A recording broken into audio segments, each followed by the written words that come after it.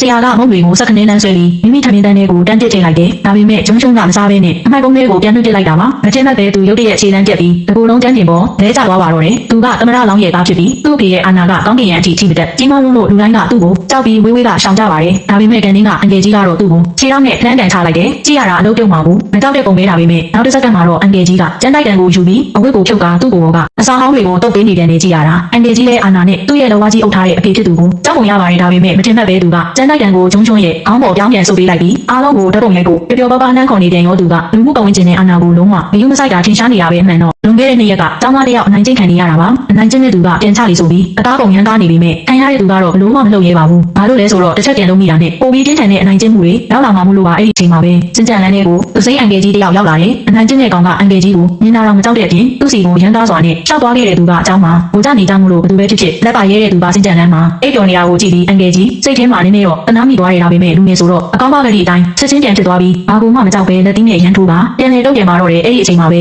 လူတယောက်ရှောက်လာတယ်သူကတော့ဒီလူတွေရဲ့အုပ်စုပေါင်းဆောင်ပေါ့အဖေကသမရလောင်းဆိုပြီးအเจ้าမှာစင်ကာပူနိုင်ဗိုလ်ကြကျင်နိုင်ကြနေတဲ့သူပါသူ့ရဲ့အနိုင်ကျင့်မှုတန်ကိုမခံနိုင်လို့ကျောင်းသားတယောက်ဆိုရင်တိုက်ပေါ်ကပါခုန်ချပြီးဆုံးခဲ့ရပါတယ်ဒီကောင်ကလူတို့အမြင်နဲ့အတန်ကိုဘယ်လိုတုံးချရမလဲကောင်းကောင်းသိတဲ့သူပါလူတိုင်းကိုဖုံးထုတ်ပြီးဓာတ်ပုံရိုက်ခိုင်းလိုက်တယ်ဒါပေမဲ့ရှိကအန်ကယ်ကြီးကတော့ဒီလက်ွက်တွေကိုဒီယူမဆိုင်တဲ့အပြင်ပို့ပြီးတော့စိတ်လှုပ်ရှားလာပုံရတယ်တိတ်မကြခင်မှာပဲကျောင်းအကြီးရောက်လာပြီးဒီအာနာရှိရဲ့သားသမီးကိုအရန်ကာကွယ်ပေးတာရင်ခွင်နဲ့ထည့်ထားလိုက်တယ်သူ့ဖေရဲ့အာနာကတာမန်ပညာရေးစနစ်ကိုပါပုံပြက်ပန်းပြက်ဖြစ်စေခဲ့ပြီးအဲ့ဒီနောက်အန်ကယ်ကြီးကလည်းသူ့ရဲ့မူလမိတ်ဆက်သွားအထောက်အထားကိုထုတ်ပြလိုက်ပါတော့တယ်ဒါကအသက်ဖွဲ့စည်းလိုက်တဲ့အဖွဲ့အစည်းတစ်ခုပါမကြသေးခင်ကကျောင်းသားတယောက်တိုက်ပေါ်ကခုန်ချတည်ဆုံးမှုကိုကျောင်းနဲ့ရဲတပ်ဖွဲ့ပူးပေါင်းပြီးအမှုပေးလိုက်တာကြောင့်ပညာရေးဝန်ကြီးဌာနကသူ့ကိုဒီအမှုကိုစုံစမ်းစစ်ဆေးဖို့ဆေးလွှတ်လိုက်ပြီးအထူးလုပ်ပိုင်ခွင့်အာဏာတရက်ကိုလည်းပေးရခဲ့ပါတယ်ပြီးတော့သူကပဲဒီတန်းရဲ့အတန်းပိုင်စရာအစ်စ်ဖြစ်လာခဲ့တယ်သူကွယ်လွန်သွားတဲ့ကျောင်းသားအကြောင်းမေးတဲ့အခါမှာတော့တချို့လူတွေကတောင်ပြောင်တရော်တဲ့စကားတွေပြောနေကြတော့မဲသူကအတွတ်တွတ်နဲ့အရန်နှမ်းကြီးတာကြောင့်ဟွာကြန့်ကသူ့နှုတ်ခမ်းကိုလှမ်းညစ်ပြီးအသာလေးအပြင်ကိုလွှတ်ပစ်လိုက်တယ်မင်းတို့ကစုကောင်းဖွဲ့စည်းတစ်ခုဆိုရင်အတန်းပေါ်တယောက်ဆုံးရှုံးသွားတာဟာအားလုံးကိုဝန်းနေစေရမယ်ဒါပေမဲ့မင်းတို့ကဒီလောက်တောင်အေးစက်နေကြမှာတော့ပြစ်ဒဏ်တစ်ခုခုပေးပြီးစုကောင်းစိတ်ဓာတ်ကိုရှာဖွေခိုင်းရတော့မှာပေါ့ဒါပေမဲ့အဲ့ဒီအချိန်မှာပဲတယောက်ယောက်ကစကလန်းပြောလာတဲ့လူတိုင်းချက်ချင်းပဲမိမိနေရာကိုအပြေးသွားပြန်ထိုင်ကြတယ်ဂျုံရှုံကသူ့ရဲ့ဆွေတွေကိုထုတ်ပြလာပြီးအန်ကယ်ကြီးကလည်းနောက်ဆုံးတော့တိုက်ခိုက်ရမယ့်အခွင့်အရေးကိုစောင့်တိုင်းနေခဲ့တာပါသူက